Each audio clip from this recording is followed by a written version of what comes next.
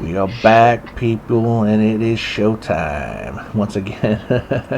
It's time once again. It's time for another Dark Side of the Ring review. Let's see. This time around, we're going to be doing a full review on the John Tenta, the Ballad of Earthquake Oh yeah, episode, which was really good and heartbreaking. yeah. Wow.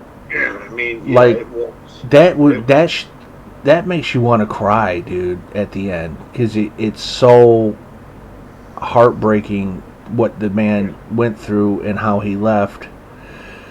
And we're gonna go all over all that stuff, but man, from what everybody was saying, he was like a really nice guy. He has a he great was. I mean, family. even though he was portrayed in like WWF as like this monster heel, mega bad guy, like you know, but they said out behind the curtain, he was one of the nicest guys you would ever Right. know. And so, John, he was born in June of 1963, and he had passed away in June of 2006. He was only 42 years old, Yeah, which is sad. And like I said, he had a great family. Like in that Dark Side of the Ring episode, all his family had talked, about him and yeah. his wife and all that. Yeah, he married a wife that. What got me is that John Tena was a big motherfucker, Yeah, and she and was real small. yeah, he said his wife was like his wife was only like 4'11". It's like it's just you really look at that like wow, that's such an oddball couple. Like a Right, like a big massive man being with a little bitty woman, but right. But it but says, huh? she not only did he marry her, but she she had a son that he basically became like that kid's father in a Right. way. Yeah, he was a sumo wrestler. Hmm. He said, but he wasn't. He was only there for so long, and Yeah, it was pretty he wanted grueling. he wanted to, like, the sumo wrestling was cool, but like he really wanted to be a pro wrestler. Right. He had a sumo career. He says in Japan. Um, oh wow, in 1985. That's pretty wild. Those are Yeah, the mid 80s, and he went through like from what I'm seeing here, a lot of different companies. All Japan Pro Wrestling, yeah. WWF Federation '89 to '93 and '94. Yeah. I The remember. Natural Disasters.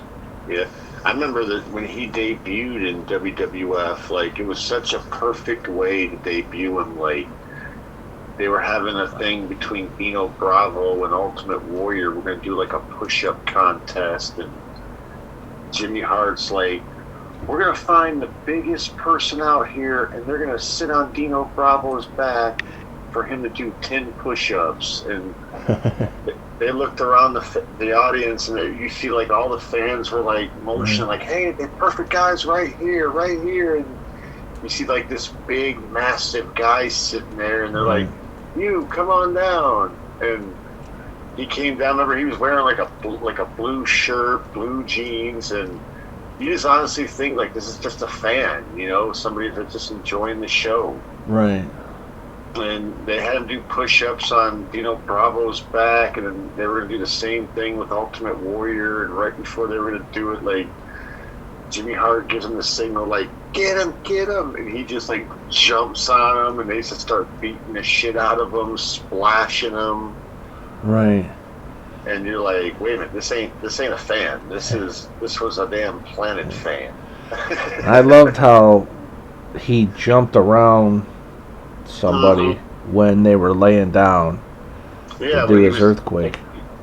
the they always called it the earthquake splash, but I always like to call it a butt bomb, because that's basically what it was. Like, he'd run off the rope, run off, and then jump up and drive his ass like right down on his opponent's chest, but yeah, that was cool. But he became like a pretty cool heel. But I remember in 1990s when he had his breakout moment, they had Hulk Hogan on the Brother Love show, and Earthquake just came like out of nowhere with a fucking chair, nailed him with it, and just started hitting him with like butt bomb after butt bomb. And I'll never forget Jimmy Hart yelling out like every time he did one, he's like, give him a 5, give him a 5 on the Richter scale, give him an 8, give him an 8 on the Richter scale. And the final one was like, give him a 10, give him a 10, Earthquake, give him a 10. I'll tell you the one thing that shocked me about that Dark Side of the Ring episode is where he had a match with this Japanese guy. Oh yeah, Masala. Was it Masala? I think so. And he was gonna poke his eye out. Yeah, no, it wasn't Masala. It was Kateo or some shit. I don't know his name. I haven't really watched the match. I've seen like the end of it, and he looked like the guy tried to shoot on him. He tried to fucking he was giving the signal like he was gonna poke fucking. He was gonna poke his eyes out. Yeah, for real. And looking at him like, yeah, you're gonna do what? You're gonna fucking poke my eyes out? And he started cussing at this Japanese guy and kicked him really fucking hard. Yeah, his son even said that. He's like, I know for a fact that kick that he threw was legit. Oh yeah, you could tell it was legit, and he was swearing at the guy, and the Japanese guy like thought twice and got out of there. Yeah, he got out, grabbed the microphone, and was like shouting at all the fans like, "This is fake. You're fake. This is all fake." And now, I don't think you could find that part on YouTube. You could see the match, but you can't see the aftermath. But in the Dark Side of the Ring, somebody had a fan cam. Yeah. And so they showed it. You probably could maybe look that up, maybe. But I thought that was pretty trippy, man. That this Japanese guy, and then he got fired. That Japanese guy. Yeah, they said for doing that shit. He came back through the curtain, and everybody just ran for cover when he came back because he was throwing shit. He was pissed. He was mega fucking pissed. You could tell he was pissed. He's like, yeah, you want to fuck with me and all this shit? Go check that match out. He was swearing at that guy, and when he delivered that kick, I would have been like, man, you're crazy to want to try and actually poke his eyes out. Yeah, a guy, I'm sorry, not just a guy, but a guy the size of fucking John Tenta. Like, yeah, I mean, John's a big dude. You don't just think you're gonna shoot on somebody like that. Yeah, you know. And that's what's weird. Like, you know, everybody's saying like how John Tenta was like a big nice guy. Yeah, but until you're pushed, then you're gonna find out. When you could tell that he was trying to. Like, when he got pissed at that guy, you could see the anger in his face, like, when he's holding up his face, like, yeah, poke my fucking eyes out. Yeah. That tripped me out, man. Yeah. You know, and I noticed, you know, his family, they were bummed out because, you know, he was on the road a lot, and he couldn't see them, and they didn't get to spend time. There's a lot of times you heard stories like that. Oh, yeah. Wrestlers with families who are gone all the time and don't get a chance to really see their kids a lot, and I'm sure that sucks, you know. But damn right. And then also, you know, Jake the Snake was on that episode. He was talking about John. Yeah, and dude, speaking of Jake the Snake, that incident they had building a rivalry back in the early 90s, that was didn't he like squash the snake and he fucking made a meal out of him or something? Yeah, what was funny though is I never knew this, that Jake said on the thing that originally he was supposed to have been knocked out on the floor and wouldn't have seen Earthquake, you know, squash his snake, but then Jake was like, fuck that, like no, like, here's how it's going to go down. He's going to tie me up in the ropes, and squash the snake right in front of me. Yeah. You know, because I mean that was, and I honestly think that was the Yeah. smartest thing Yeah, to it do. was because it's more painful to watch Yeah, I mean, than it is not to watch. Yeah, you imagine your pet, Right. the one thing that you care the most about in the world, getting fucking butt bombed by Right. earthquake Right in front of you. right in front of you, and that's that scene I'll never forget where he runs over after he gets untied and undoes the bag, and he looks in and sees Damien like squished, and that look like where he's just like he just jumps back, he's like, ah, God, you know, like that. It was some great, acting. Yeah.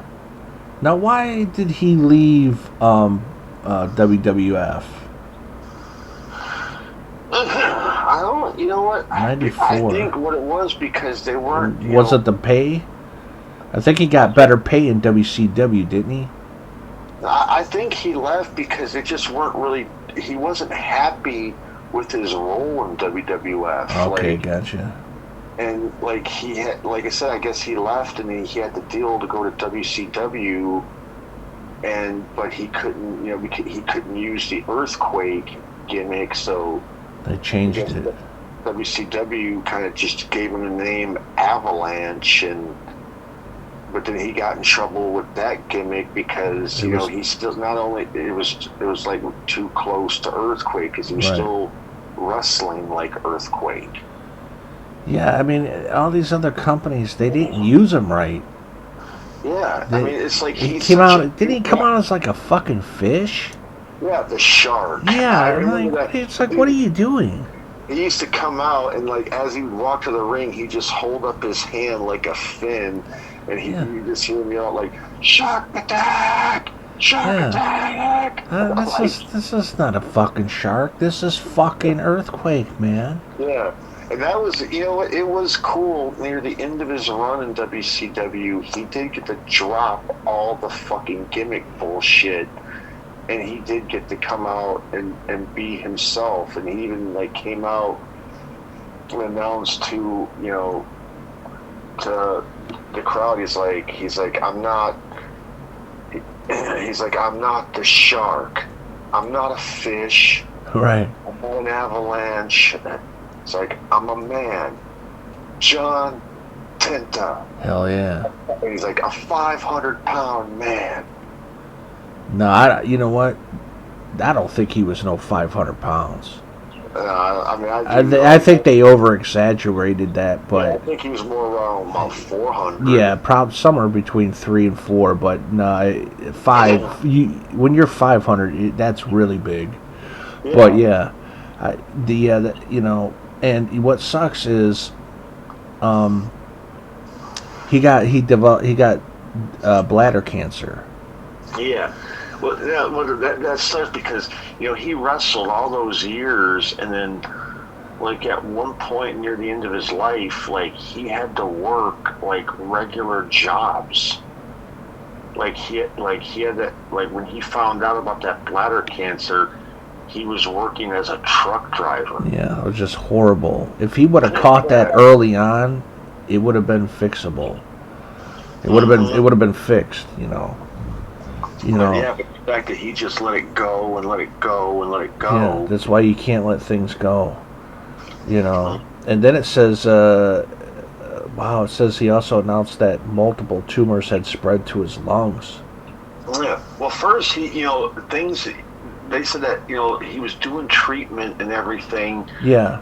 And everything was like looking good at one point, and he was like, and then like next thing you know, they said that the cancer had came back, and this time it was even spreading. And right.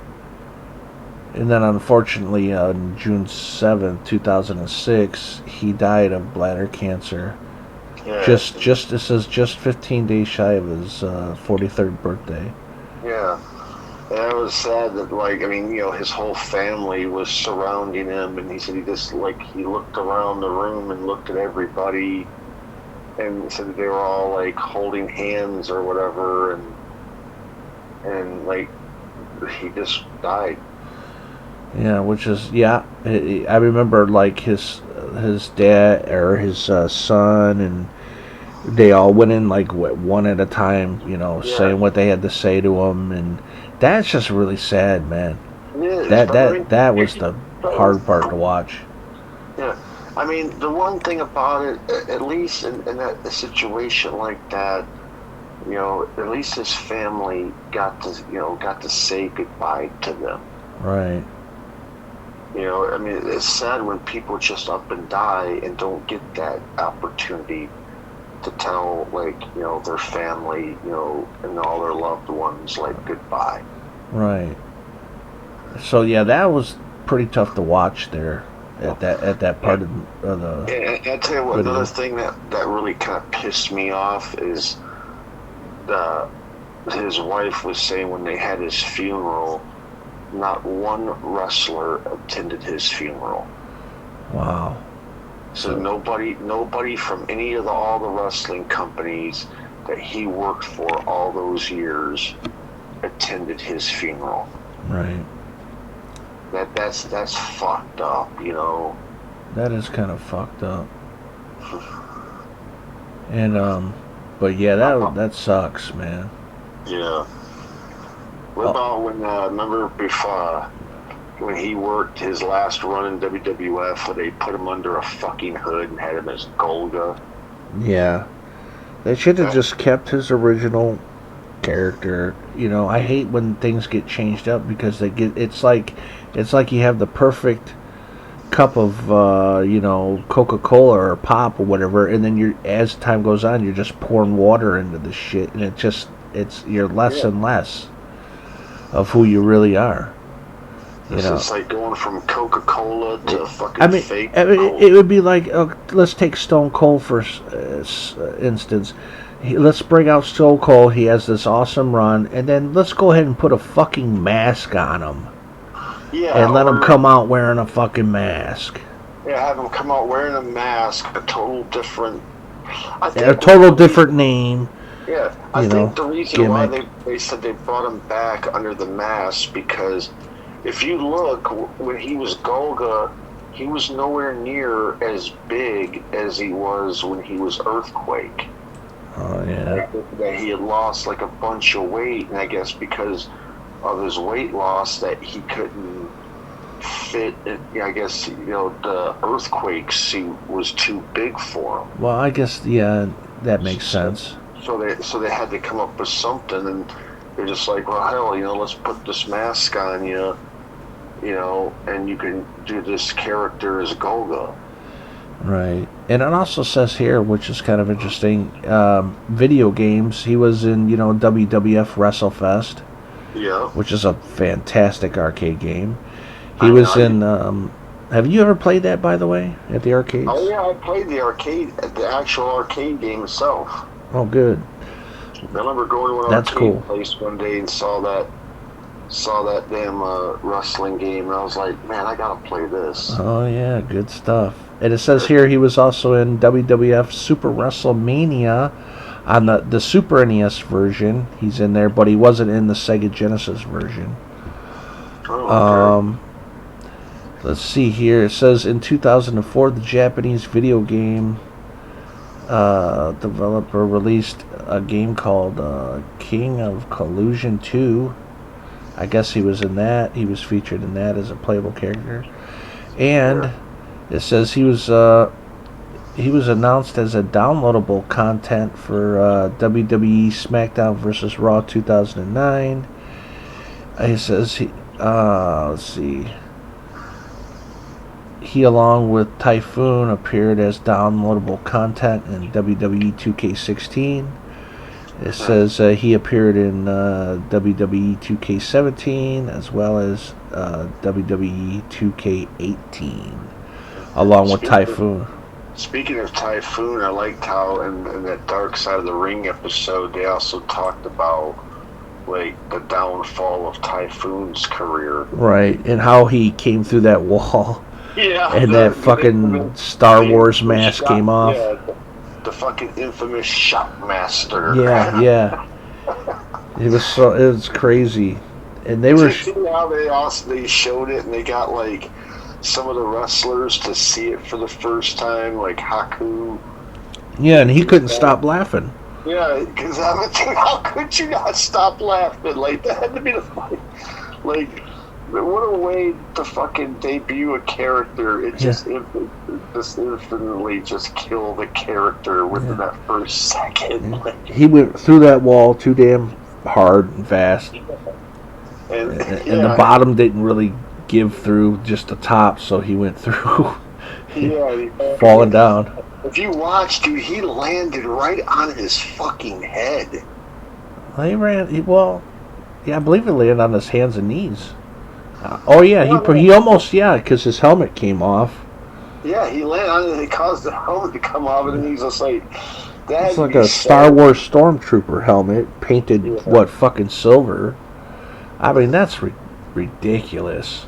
Yeah. No. I remember, like, you could hear in the background, like Sid and the British Bulldog, like, saying shit like, who the fuck is this guy? Yeah. And you hear Bulldog like, he fell right on his ass. Here's something interesting about John that I didn't know. In All Japan Pro Wrestling from 2002 to 2003, he had storyline feuds and matches against Mike Awesome. No shit. I need to look that up because I do not recall that at all. That would be pretty cool to see. Mike Awesome against Earthquake. Yeah. Hell yeah, because Mike Awesome is one fantastic wrestler, man. Yeah. We're going to have to do, like I say, a full-on review, a thing on Mike Awesome. Oh, yeah, we will. We'll do, like some sort of thing on him at some point. He's another wrestler that fucking, started off doing really good, and then, like, the wrestling companies just fucking buried him. Right. Like this stupid ass gimmicks. Oh, that 70s guy. Yeah, it's a great way to kill somebody's career there, WCW. Yeah. I wonder why he went down the fucking tubes. Yeah, you take a fucking talent like that and you just misuse him as so stupid. Yeah, you take somebody that in ECW was so badass, like the number one fucking badass guy there, and you bring him into WCW and give him this stupid ass gimmick of that 70s guy. Like having him come out in a fucking bus and walk into the ring in like 70s like disco attire. It's just garbage. Yeah, like come on. Are you fucking kidding me? Yeah. Some gimmicks just do not work at all. Yeah. Like imagine them taking Hulk Hogan back in the day when he was like the immortal, what you gonna do, brother deal, and they repackaged him and had him come out like as like and had him come out as the 70s guy. Yeah, it would be an epic fail. Yeah, like imagine Hulk Hogan walking out to the ring with fucking like a disco attire on and fucking 70s sunglasses and shit, like. Right. Like, fans, we have witnessed the end of Hulkamania as we know it. Indeed. But yeah, John Tenta, what an awesome person. Yeah, he was cool. Like, I remember as a kid, like I said, him in WWF, like, it was like he was scary. Like that incident when he took out Hulk Hogan, like, you're like, oh my god, like, it's not one dude to fuck with. Yeah. Like they always say, if you want to make a name for yourself, it's like if you could take out Hulk Hogan, that makes you right there. Yeah, he probably got paid good after that. Yeah. But all in all, what do you think of this episode of Dark Side of the Ring? I thought it was great.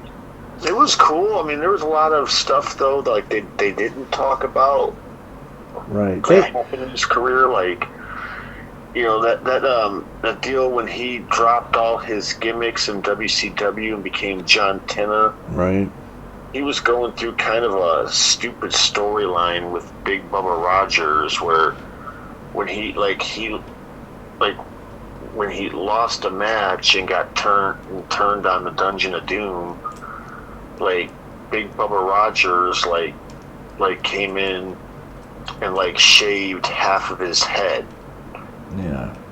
And he was saying that, you know, he's like, there's a reason I'm not shaving the other half off. Like, I'm using that as what do you call it? To drive them to want to really beat the shit out of these guys. Hell yeah. And what was funny though, he had a match with the Giant, and the Giant beat him. And then after the match, Big Bubba came in and fucking shaved half of his beard off. Oh, damn.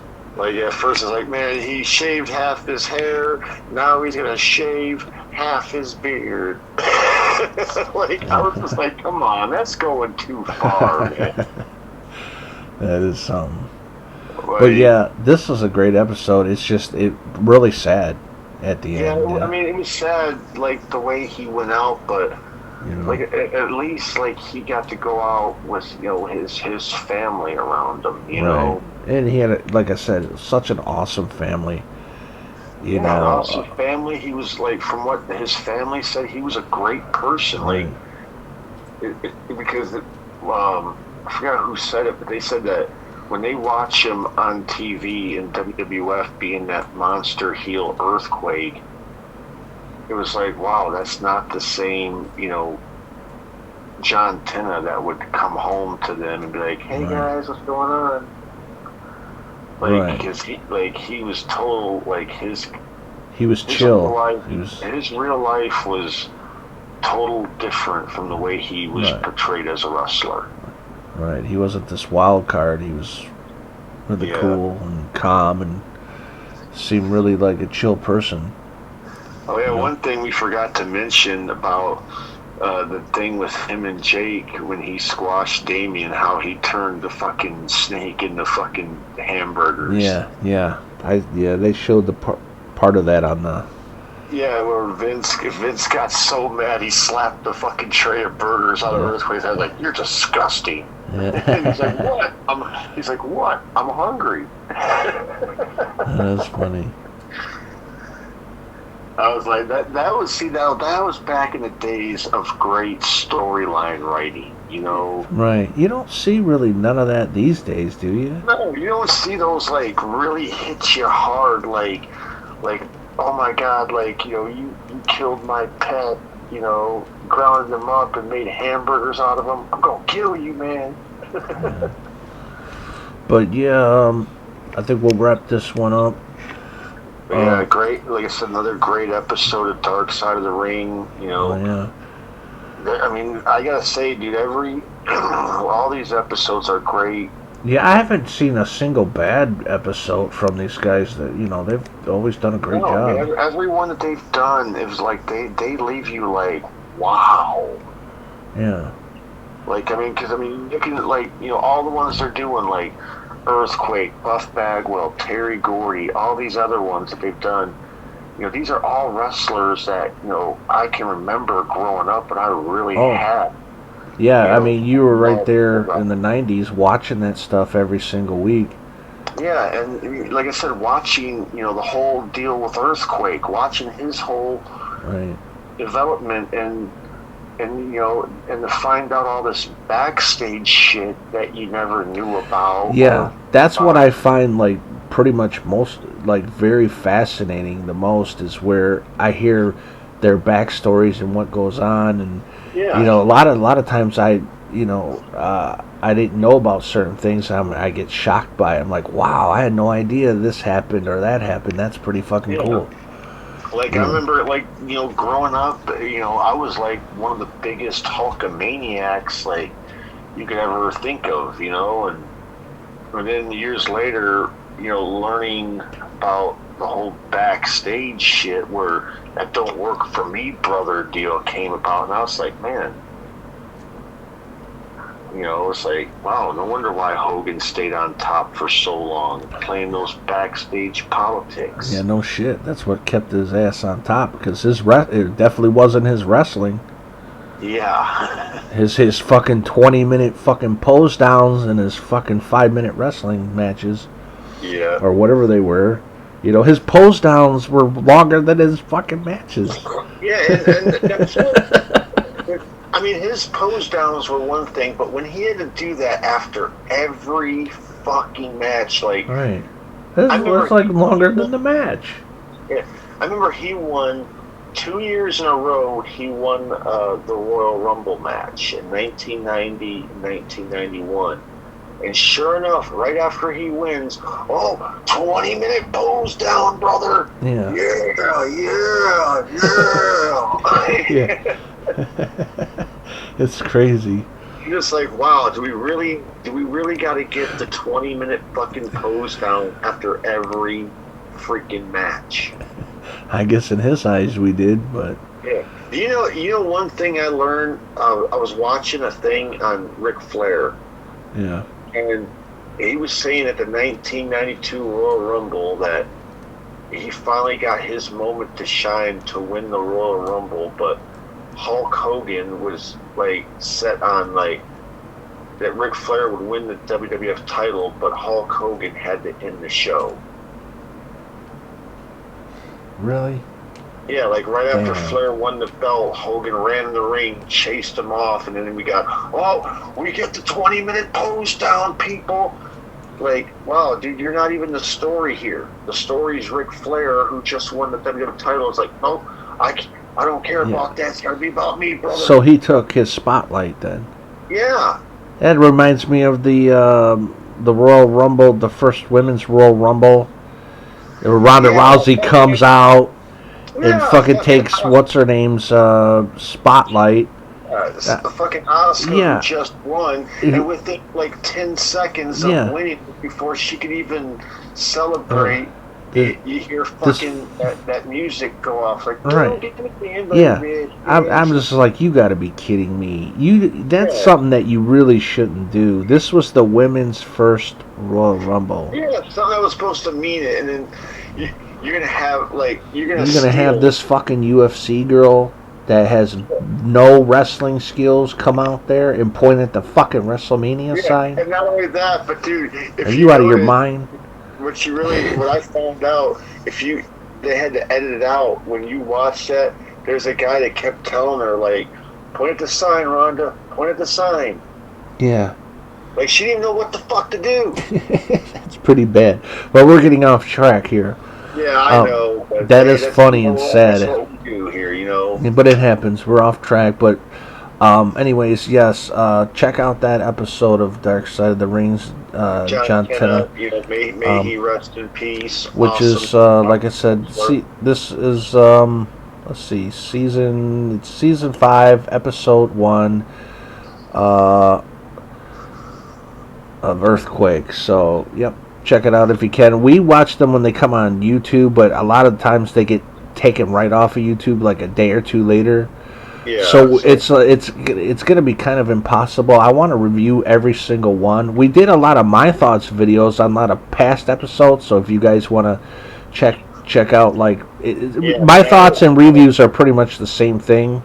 So if you go through my playlist of My Thoughts, you'll see a lot of older episodes that we done like reviews on, but they're just called My Thoughts videos. But I do at some point plan on actually re-reviewing all those, and at some point I'll put them all in order and all that fun stuff. And as long as they can keep posting them on YouTube, because I don't have Vice.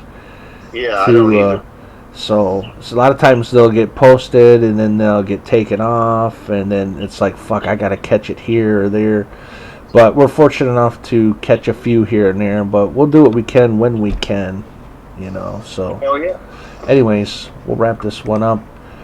Stay tuned, because we'll be doing more, you know, as we catch them, reviews on the Dark Side of the Ring episodes. And that is it for now.